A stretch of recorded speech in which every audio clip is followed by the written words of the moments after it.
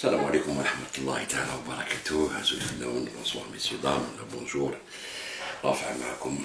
دونك زيتو راني وليت لك اليوم باسكو طلقتك واحد اليومين ولا ثلاثة هكذايا. اليوم نولي ليك باسكو نتايا قلت رفدوا التحدي، تحديتنا، قلت نتحدى الناس، نقول لك فاش راك تحدى الناس. نسمع لك الفيديو تاعك واش راك تهضر ونشوفو التحدي تاعك نرفعوه ولا ما نرفعوهش. تبع واش راك تقول.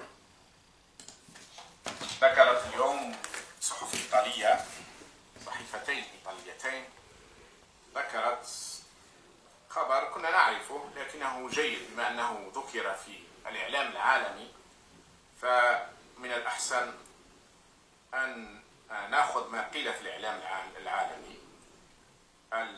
الصحيفتين واحدة تسمى أفار إيطالياني بوان اي تي، اللي يحب يدخل للموقع نتاعهم أفار إيطالياني بوان اي تي، والثانية تسمى نشوف الاسم نتاعها. الخبر خلاصته أن برنار إيمي، directeur général de la sécurité extérieure française, DGSE, était l'invité des services de renseignement algériens la semaine dernière. Reportons donc dans des médias italiens. وعلاش راح هذا برنار إيمي؟ قال لك أن المخابرات الجزائرية طلبت منه المساعدة، والحقيقة أن قبل ما يروح برنار هذا إيمي كان راح لو دريان وزير الخارجية الفرنسي مرتين للجزائر. في الزيارة الثانية كان لدينا علم من أنهم طلبوا منه التضييق قدر ما يستطيعون، قدر ما يمكن للمخابرات الفرنسية الداخلية والخارجية والأجهزة الأمنية الفرنسية أن تضيق على الجزائريين الناشطين في فرنسا، حتى أنهم احتجوا من أن كثير من الأشياء راهي تشهدها فرنسا وأنهم هما لا يتفهمون هذا، وأن النظام الفرنسي المفروض نظام صديق للنظام الجزائري. وكان في حديث من أن قايد صالح اللي كان ربما من حين لآخر يقول كلمات هكذا ويحب بشوية شعبوية أنه مات، وأنه المفروض الآن أن أصدقائنا الفرنسيين كما قالوا، جاءت هذه الحديث لدار أصدقائنا الفرنسيين أحرص على استقرارنا واستقرار نظام الحكم في الجزائر إلى آخره إلى آخره. كنا نعرف بهذه المعلومات، لكنها بما أنها صدرت الآن وأصبحت علنية فهاي نتحدث عليها. وما وش يحبوا؟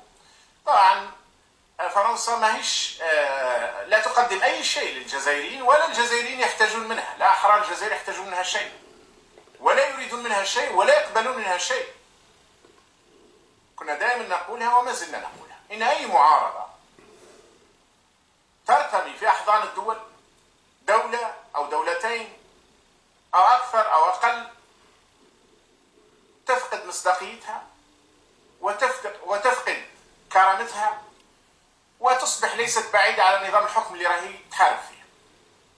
وشخصيا كنت نددت بشدة لما شفت فترة معينة المعارضة السورية بدأت تتقاذفها الدول، ونصحتهم بعض المعارضين اللي كنت التقيتهم سوريين في السر، وكان مرات قلتهم حتى في العلن، أنا وإخواني قالوا كلام هذا: إياكم وأن تسقطوا في أيدي الدول.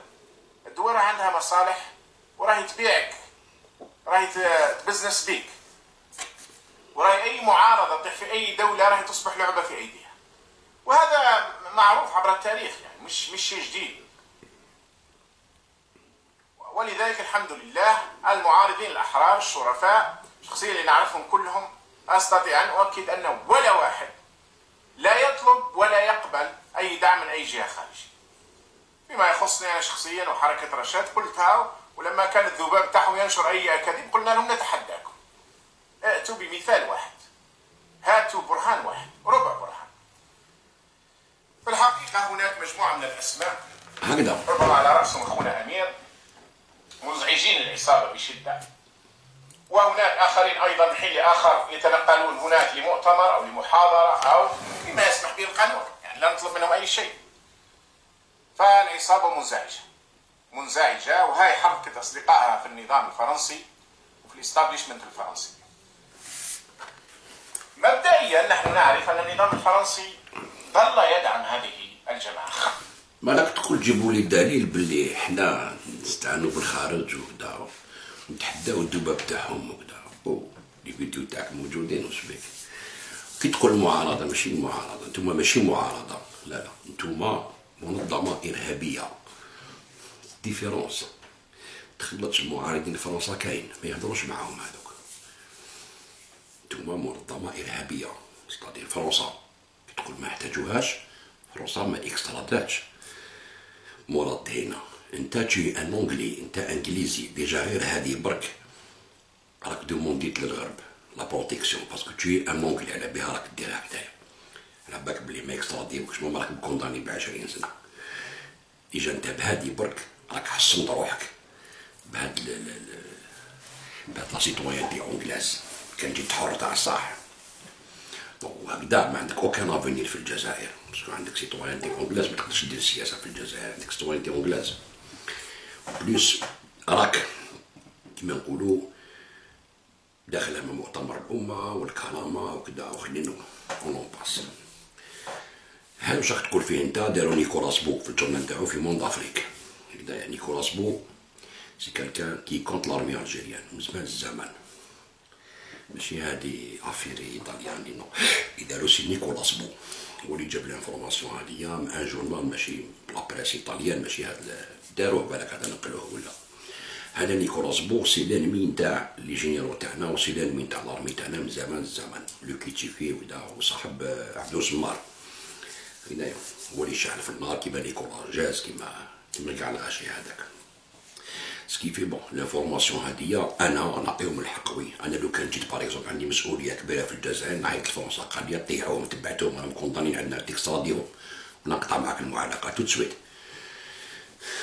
نقولها تو سويت هذه من دوله لدوله، فهمت؟ حنا دوله وهما دوله. انت اخي تقول فرنسا يحكموا في الجزائر، كيف الجزائر طلبوا لهم هكذا؟ ما عليناش، نقولوا عندك الحق سيدي. بصح انت كي تقول انا يا عمري ما بس حكيت فرنسا انا حر، انت حر. دوك نورولك اللي يعرفوه الناس ديجا، بصح نعاودو نذكروك برك، نعاودو نذكروك باش ما تنساش. صوت وصورة يعني، ماشي مراحش نكذبو عليك. شوف كيفاش راح تربع تبيع لفرنسا. واش راح دير هنايا كي تقول لهم الجيش الجزائري هو اللي كان يقتل في الجزائري؟ عندي فرنسي هكذايا بكوستيمه وكذا وصوروه داخل، داروا اون ميزون سان كومبلي زعما داخل البيرو بكوستيمه وكرافطه دبلوماته وجاي يبيع. شوف روحك شوف.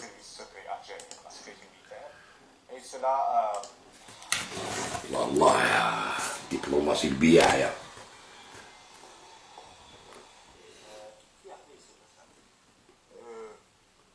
Convaincu que la majorité, pour ne pas dire la quasi-totalité de ces massacres sont le fait de services secrets algériens, la sécurité militaire, et cela pour tenir la société algérienne si vous voulez, en piège, et parce qu'ils ont besoin, le régime a besoin d'un minimum de violence pour pouvoir gérer la société algérienne.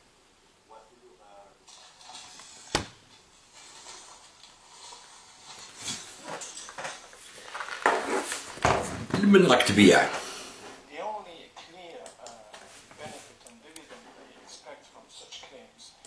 منك تبيع ماشي لفرنسا.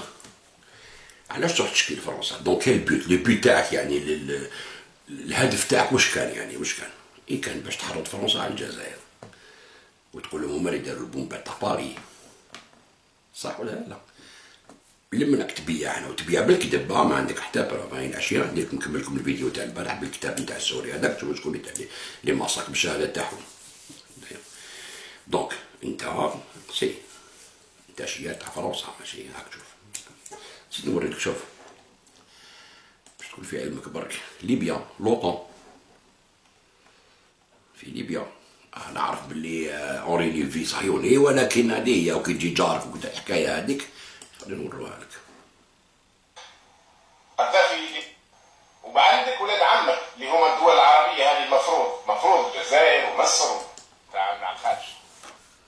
هؤلاء الشرفاء حرروا وطنهم من مستبد ظالم، وانا متاكد انهم اذا اضطروا ان يحملوا السلاح ضد النيتو او غير النيتو سيحملونه، لان لن يسمحوا ان تدنس كرامتهم او عزتهم ابدا. وانما هؤلاء في لحظه معينه كان هذا المستبد يريد ان يدمر كل شيء، فاذا واخوانهم. وانا نقول مرات للناس، يعني اذا كان عندك اخوك جاي يقتل لك اولادك ويقتل لك زوجتك في دارك، وعندك ولاد عمك اللي هم الدول العربيه هذه المفروض الجزائر ومصر وتونس ما جاوش يساعدوك، وعندك جارك اللي طامع في دارك وتعرف انه طامع في دارك وطامع في ارضك، لكن جاء في هذه اللحظه يدافع عن اولادك، تقول له لا، اخوك يشعل في النار في الدار ويقتل في الاولاد، جارك اللي طامع في دارك يجي يدافع عليك على الاقل في هذه اللحظه. نعم، نقبل دفاعه في هذه اللحظه، نقبل موقفه في هذه اللحظه، وبعدين لما نتخلص من اخويا المسلم اللي يقولوا هو اللي يدعم وهذا صهيوني يدعم، نعم هذا صهيوني، نعم هذا يدعم اسرائيل، نعم هذا ضد كل على حاجه عندها علاقه بالاسلام، لكن الليبيين اللي جاك وانت تغرق يمد لك اي شيء باش يسحبك من الغرق، اخرج من الغرق وبعدين تفاهم معاه، وانا على يقين الليبيين سيصرفوا هكذا. تكلمت مع بعض كبار المعارضين الليبيين، اي شيء باش يسحبك من الغرق، اخرج من الغرق وبعدين تفاهم معاه، وانا على يقين الليبيين سيصرفوا هكذا. تكلمت مع بعض كبار المعارضين الليبيين قالوا مش هذا بالله، نحن نعرف انه صهيوني، نحن نعرف. تسمى نتايا منطق وحده، انت منطق اكسبسيونال، تسمى عندك بروبليم مع اخوك حب يقتل لك خاوتك يحرق لك دارك، وعلى بالك باللي جارك راهو يعينو في دارك وفي طلبك، بصح معليش تعيط لجارك يحاميك ضد خوك، لا نضارب مع خويا خير، نفرع مع خويا علاش نجيب بيسك في زوج رايحين يديروا لي الشر، جو بريفير يديروا فيا خويا ولا هذاك. شفت المنطق تاعك وتقول انا قلت للسوريين ما تدخلوش الخارج، وانت مشيت مع لوطون يا صاحبي. كيفاش تكذب يا شغل، ما تخافش باسكو ما تقدرش تولي اللور، باسكو لو كان تولي اللور تسقط، كان تقول صح درت غلطه ولا تسقط.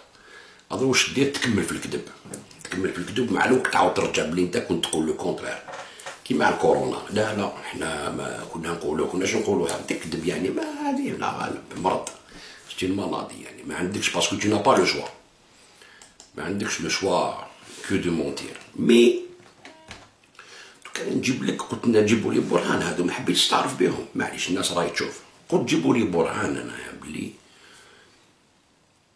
نمشي مع ندوموندي انا ولا واحد من رشاد يدوموندي ولا يعاون من قوة اجنبية.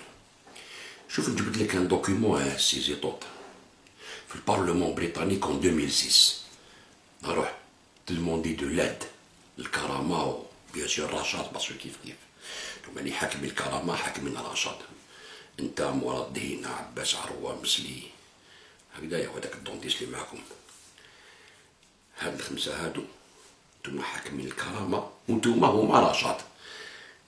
دون بيير دو كو، نجيب الفينونس لهادي ونفينونسي هادي، نضرب هادي بهادي، تهضر معاك قانون في اسم الكرامة حقوق الإنسان ماشي لا.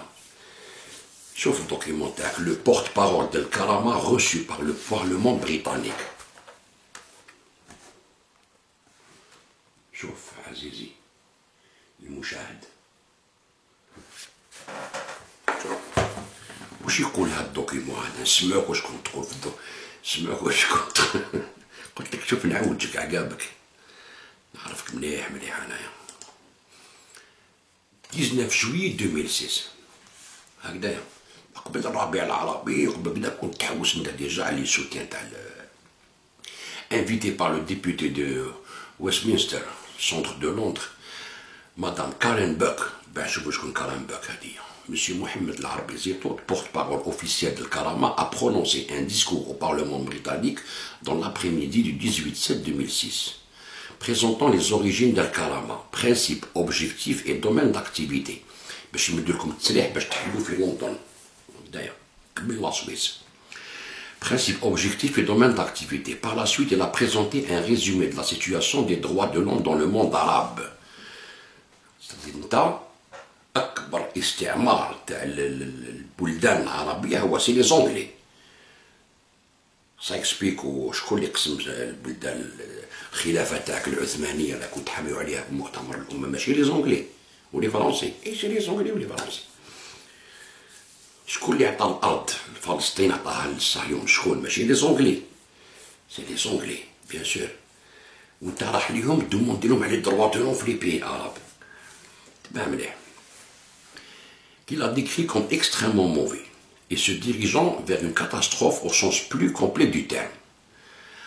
Alors, à cet égard, il a noté que la situation actuelle en Égypte, au Maroc, en Tunisie, en Arabie Saoudite et en Algérie. Alors, pour donner un ensemble d'exemples non exhaustifs, était un sujet de grave préoccupation, où des centaines de personnes étaient torturées, et le prix quotidien de dizaines de milliers de prisonniers, de détenus et même de ceux qui sont en dehors de la prison, où la disparition forcée est normale, où de nombreuses atrocités, y compris le meurtre aléatoire d'innocents, dans le cadre de la guerre contre le terrorisme, sont pratiqués. Encore plus dangereux que cela, dit M. Zetot, un effrayant silence international peut souvent être considéré comme une complicité honteuse. Ici, il a noté que la petite silence international, je connais le Congo, je connais Zaïre, Pakistan, je connais les îles Maurice, Cuba, je connais. Mais qui est l'Occident, l'OTAN, je connais. Il y a quand même l'OTAN, il y a تشكيل l'OTAN. السيلونس تاعكم تسمى لازم تدخلوا روحكم هكذايا. Alors, est encore plus dangereux que cela, un effrayant silence international peut souvent être considéré comme une complicité honteuse. Ici, il a noté que la visite du président algérien Bouteflika à Londres il y a une semaine et son discours à l'endroit même où nous nous trouvons actuellement contredisent fondamentalement les principes de l'ancienne démocratie britannique. Oh, l'ancien empire britannique, ou l'ancien colonialiste britannique, non, l'ancienne démocratie britannique, la démocratie du blanc. بصح برا لا مسخرة. شو les principes ديالك britannique qui fait de la défense de la démocratie britannique qui fait de la défense des droits de l'homme, tous les humains. Alors, droits de l'homme, la base de son existence. Autant plus qu'à la veille de sa visite en Grande-Bretagne, M. Bouteflika a accompli deux choses totalement contraires aux droits de l'homme. Premièrement, il a ordonné l'amendement de la Constitution pour lui permettre de rester indéfiniment au pouvoir, car le peuple n'a pas le droit de changer de dirigeant. Deuxièmement, il a promu un ensemble de personnalités de haut rang de l'armée à des postes plus élevés. Des personnes même qui avaient commis des atrocités qui font que les crimes de Pinochet ressemblent à des peccati mineurs. تسمى التشكيل ضد بوتفليقة à l'époque 2006 هذيا وضد l'armée ديالنا البرلمان بريطانيك. تقوليش مانيش نستمجد بالخارج. نو زيتوط كومام الناس هاي تسمع دوكيمون راه موجود ما عندك من تروح. شو زيد نكمل لك. تسمى قدام بينوشي سي ريان. Il s'agit notamment du chef des services secrets algériens, le général Toufek, Mohamed Medine, qui a été promu général de l'armée, le grade le plus élevé disponible dans l'armée algérienne, en reconnaissance de ce qui semble avoir été son commandement de la sale guerre en qui, selon les chiffres officiels, pas moins de 200 000 personnes, principalement des Algériens, ont été tuées de la pire des manières imaginables. Parlement anglais أني نشكيلكم أني نقول لكم لازمكم تعاونونا. شوف, alors, M. Zetot a considéré que la déclaration des ministres britanniques sur l'Algérie il y a environ un an, selon laquelle nous pouvons apprendre beaucoup de l'Algérie sur la lutte contre le terrorisme, équivaut à un soutien aux criminels. ما راكم تسودنيو في الكريمينال لازم تسودنيو نحنا ما سدنوش كريمينال. Il a ensuite ouvert le débat et a répondu à un certain nombre de questions de parlementaires et de représentants d'Amnesty et d'autres militants des droits humains, en se concentrant sur ce qu'El Karama a accompli jusqu'à présent, sa coopération avec d'autres organisations de défense des droits humains, l'aide dont a besoin pour mener à bien ses travaux. Et l'aide dont a besoin, Karama تاع الإرهابيين نعيمي وخلي D'ailleurs, défense des droits de l'homme, défense des droits humains. l'aide dont il a besoin pour mener à bien ses travaux et l'opinion publique arabe à ce sujet. L'une des personnes présentes a posé une question de manière critique, suggérant que l'islam et les droits de l'homme peuvent être incompatibles. Quand l'islam et les droits de l'homme peuvent être incompatibles. الاسلاميست هذا ما كانش يحب يدير الشريعه في الجزائر يقول لكم لا خاطينا حنايا تبع واش قال يقول لك Monsieur Zetot a répondu, il existe, il est vrai, des différences de point de vue sur certaines conceptions des droits de l'homme. Et cette différence est naturelle, car les origines idéologiques, civilisationnelles et culturelles des personnes sont différentes. Il n'est pas logique de s'attendre à ce que les jugements des musulmans soient identiques à tout égard à ceux des autres. Les musulmans ont les droits de l'homme, c'est qui est universel. Jizya. ما تستعرفش بالديانات الاخرين هذه هي واش يقولوا هما ماشي الاسلام حاشا جامي الاسلام كاش من هذه بون مليح حقوق المراه باغ اكزومبل يقول لها ديفيرونس ناتوريل وقدامنا هيك il n'est pas logique de s'attendre à ce que les jugements des musulmans soient identiques à tout égard à ceux des autres. En effet, les gens au sein d'une même communauté idéologique différents sur de nombreuses questions, alors qu'attendez-vous de communautés idéologiques fondamentalement différentes. Idéologiquement et fondamentalement différentes. Mais ce sur quoi l'islam et dont les musulmans ne vont pas en désaccord avec les autres comprend le droit à la vie. Le droit à la vie, c'est normal. le droit à la vie. متفاهمين عليكم بصح انت تدخل في الدين تاعك تدخل بالمرتد تقتلو كيفاش الدروع الله في هذا جبد لك الفقه تكذب اخوه باطل صلاه تعطيه تقتلو ما يصليش الظهر تقتلو بون ما يعرفوش هذا الشيء بيان سور alors يقول لك avec les autres comprend le droit à la vie dont découlent de nombreux autres droits qui est au cœur des droits de l'homme mondiaux tout comme au cœur de la religion islamique. Par exemple, la Déclaration universelle des droits de l'homme stipule le droit à toute personne à la vie, à l'article 3, et l'islam considère que le meurtre d'une seule âme équivaut au meurtre de toute l'humanité, sauf justification. Subhanallah, quelle justification? Par exemple, Zania, واش تقول رجموهم non رجموها ولاش ترجمها par exemple فهمتوا الشريعة هذا شريعة تسمى une société patriarcale كاش عرفت تكرازيها اخو وخليها. Monsieur Zetot a ajouté que les circonstances ne permettent pas maintenant un traitement prolongé de ce sujet, mais que notre conviction al-Karama est que les droits humains fondamentaux, tels que définis dans les traités internationaux, sont presque identiques au message de l'islam.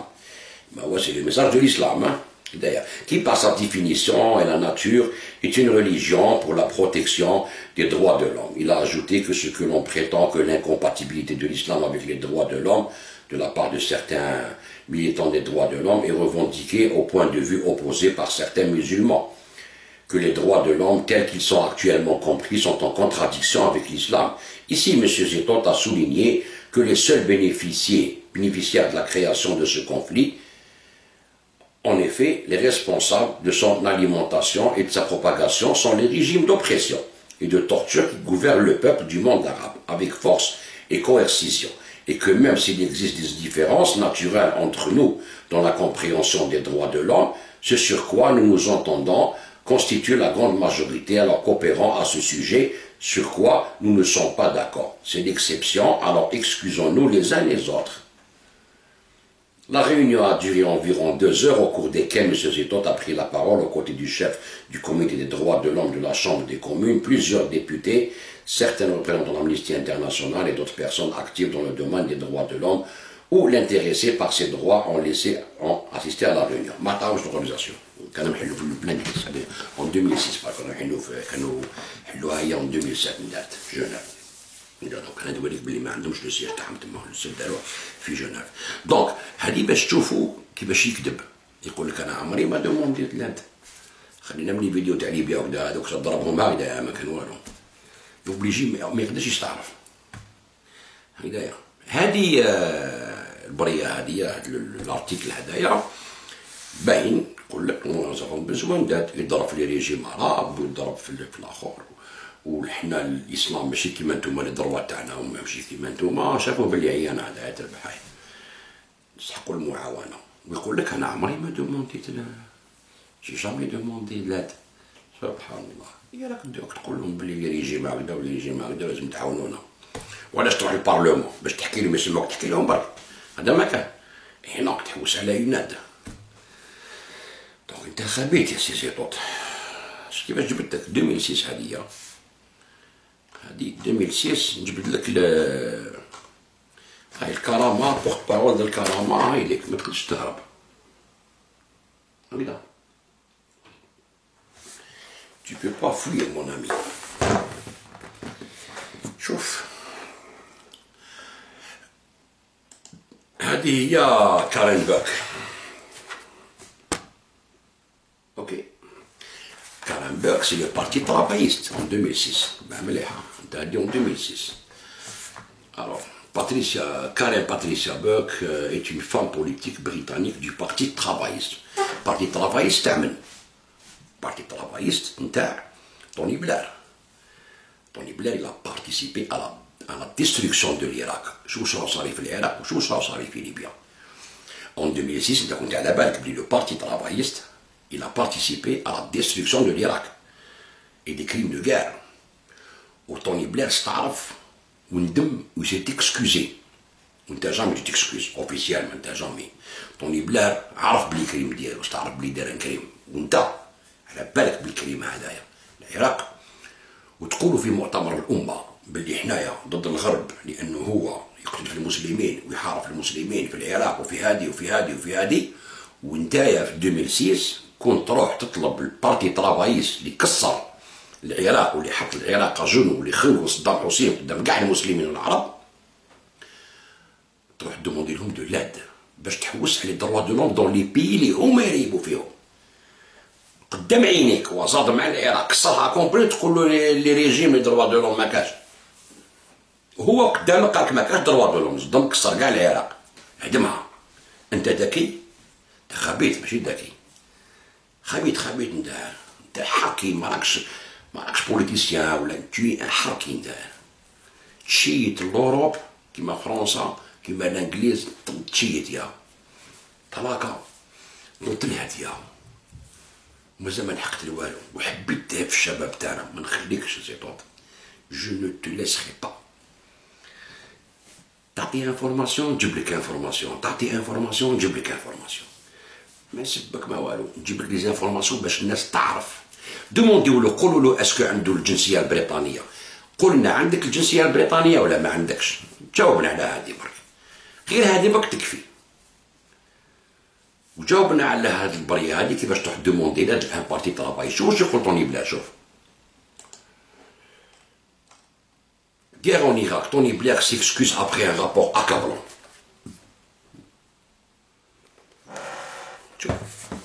هو واستعرب بالكلام ديالو.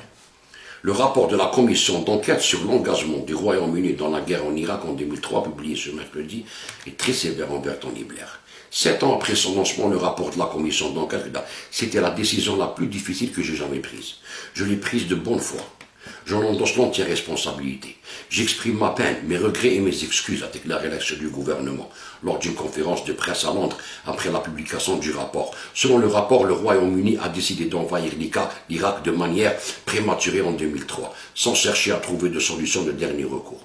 Nous avons conclu que le Royaume-Uni avait décidé de se joindre à l'invasion de l'Irak avant que toutes les alternatives pacifiques pour obtenir le désarmement du pays ne soient épuisées. L'action militaire n'était pas inévitable à l'époque, a précisé John Chilco de la commission.